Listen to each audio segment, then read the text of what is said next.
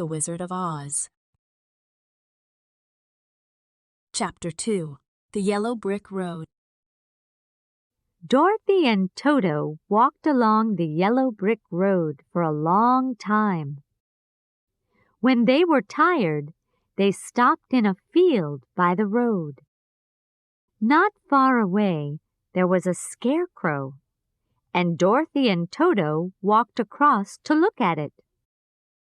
"Good day," said the scarecrow. "Oh," said Dorothy, "you can speak." "Of course I can speak," said the scarecrow. "But I can't move. Up here on this pole, I'd like to get down. Can you help me?" Carefully, Dorothy took the scarecrow off his pole. "Thank you very much," said the scarecrow. He moved his arms and legs, and straw went everywhere. "Who are you?" he asked. "And where are you going?" "I'm Dorothy, and I'm going to the Emerald City. I want to go home to Kansas, but I don't know the way. I'm going to ask the Wizard of Oz for help." "Where is the Emerald City?" asked the scarecrow. "And who is the Wizard of Oz? I don't know anything, you see, because I have no brains in my head, only straw." "Oh, dear," said Dorothy. "I'm very sorry." "I would very much like to have some brains," the scarecrow said. "Can I go to the Emerald City with you? Perhaps the Wizard of Oz can give me some brains. What do you think?" "I don't know," said Dorothy. "But yes, please come with me.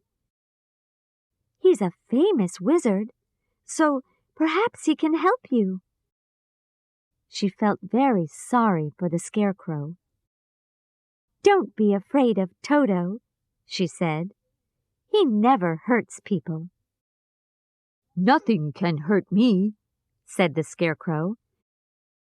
"I'm not afraid of anything. Well, that's not true. I am afraid of fire, of course." Dorothy walked along the road with her new friend. Soon she began to feel hungry, so she sat down and she and Toto ate some bread and apples. "Would you like some, Scarecrow?" said Dorothy. "No, thank you," said the scarecrow. "I don't need to eat or drink. You can't eat when you're made of straw. Now, tell me about your home." So Dorothy told him about Kansas and Uncle Henry and Aunt Em and the cyclone. "But why do you want to leave this beautiful country?" asked the scarecrow. "Kansas, you say, has no trees, no green hills, no gardens. I don't understand." "That's because you have no brains," said Dorothy. "Kansas is my home. We say, 'East, west, home's best.' And it's true. I want to go home." They walked along the road for some hours, and then it got dark. Dorothy was tired, and soon the scarecrow saw a little house behind some trees. There was nobody there, so they went in.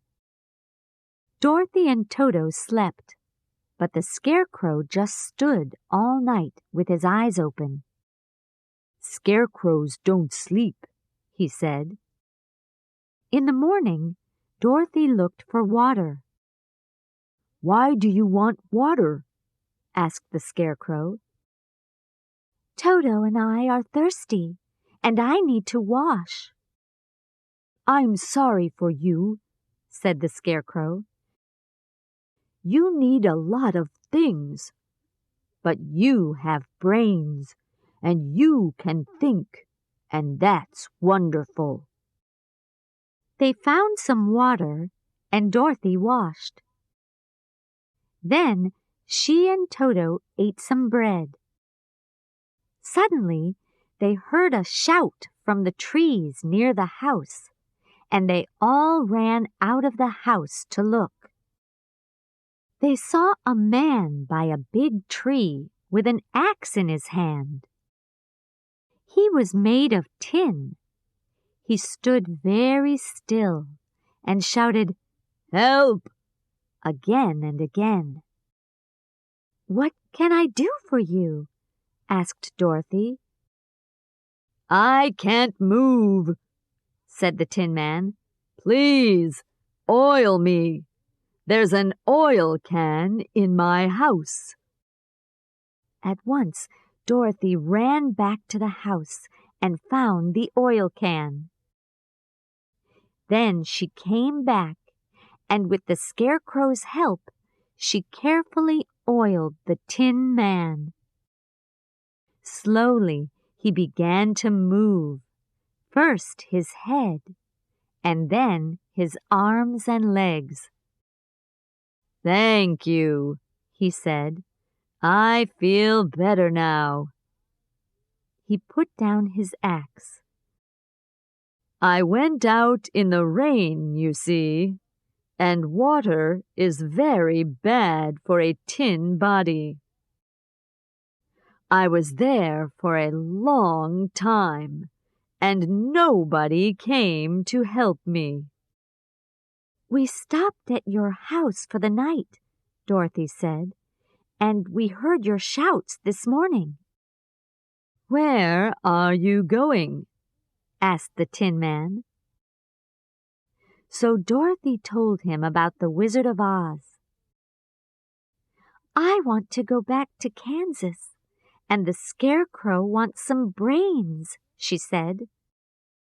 The Tin Man was very interested. "Can the wizard give me a heart, do you think?" "I have no heart, so I can't love or feel. I would very much like to have a heart." "Come with us," said the Scarecrow. "Yes," said Dorothy, "and then you can ask the wizard for help, too." So they all walked along the yellow brick road. There were many tall trees next to the road, and sometimes the three friends heard noises from animals behind the trees. Dorothy did not like these noises very much. "How far is it to the Emerald City?" she asked the Tin Man. "Do you know?" "It's a long way, I think," said the Tin Man, "and we must be careful because—" But just then a big lion suddenly ran out from the trees into the road. It opened its mouth. It had long yellow teeth and began to run after Toto. Dorothy was afraid for Toto. She ran up to the lion and hit it on the nose with her bag. "Don't hurt my dog!" she cried angrily. "He's smaller than you." "I didn't hurt him," said the lion.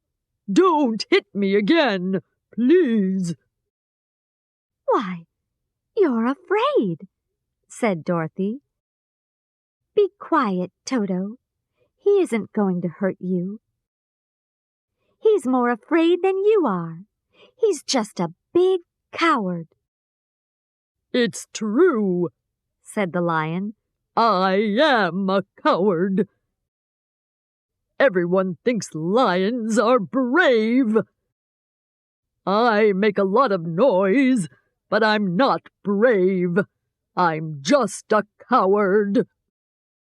And the cowardly lion began to cry. Then Dorothy told him about the Wizard of Oz. "Come with us to the Emerald City," she said. "I want to go back to Kansas. The Scarecrow wants some brains, and the Tin Man wants a heart.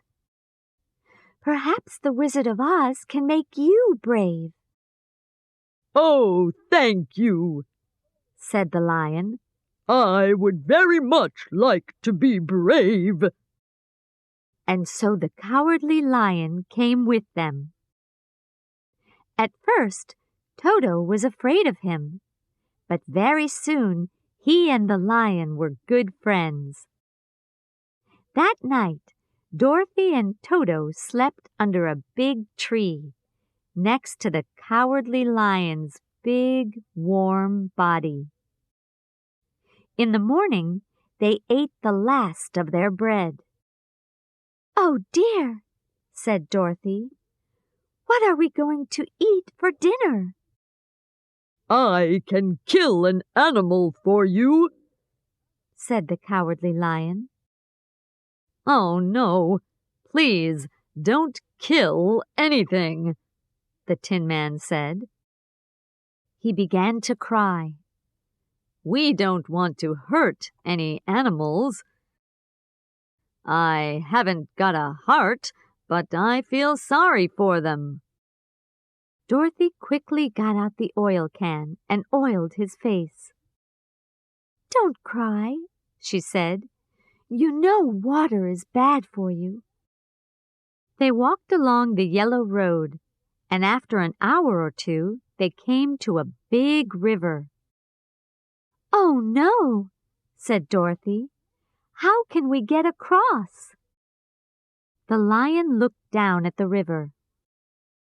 "I'm very afraid of falling," he said, "but I think I can jump across." "Good," said the Scarecrow at once.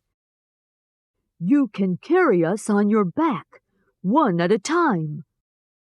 So the Cowardly Lion jumped across the river, first with the Scarecrow on his back, then with Dorothy and Toto, and last with the Tin Man.